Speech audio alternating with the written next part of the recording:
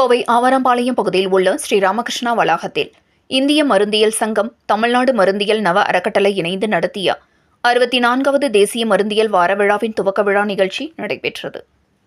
தமிழ்நாடு மாநில கிளையின் இந்திய மருந்தியல் சங்கம், தமிழ்நாடு மருந்தியல் நல அறக்கட்டளை சென்னை மற்றும் கோவை இணைந்து 64வது தேசிய மருந்தியல் வாரத்தை முன்னிட்டு கோவை ராமகிருஷ்ணா மருந்தியல் கல்லூரி வளாகத்தில் பல்வேறு விழிப்புணர்வு நிகழ்ச்சிகளை முன்னெடுத்தது.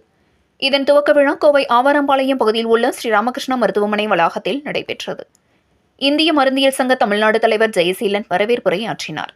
SNR சன்ஸ் அறக்கட்டளையின் நிர்வாக அரங்காவலர் சுந்தர் ராமகிருஷ்ணன் தலைமை தாங்கினார். இந்திய மருந்தியல் நல அறக்கட்டளையின் தலைவர் முனைவர் SV வீரமணி கௌரவ விருந்தினராக கலந்து கொண்டார்.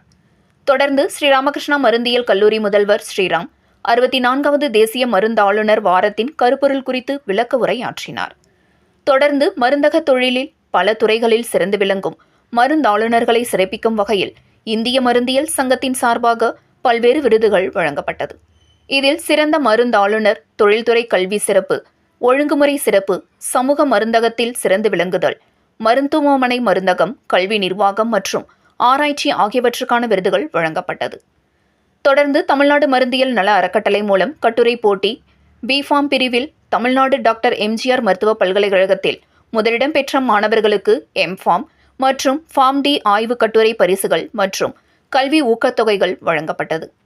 சுமார் 700க்கும் மேற்பட்டோர் கலந்து கொண்ட இந்த நிகழ்ச்சியில் இந்திய மருந்தியல் சங்கத்தின் கோவை கிளை தலைவர் முனைவர் ராமநாதன், JSS உயர்கல்வி மற்றும் ஆராய்ச்சி அகாடமி சார்பாக முனைவர் சுரேஷ் மற்றும் முனைவர் TK ரவி, பேராசிரியர் சின்னசாமி, இந்திய மருந்தியல் சங்க செயலாளர் ராஜேஷ், H பண்டாரி உள்ளிட்ட பலர் கலந்து கொண்டனர் என்பது குறிப்பிடத்தக்கது.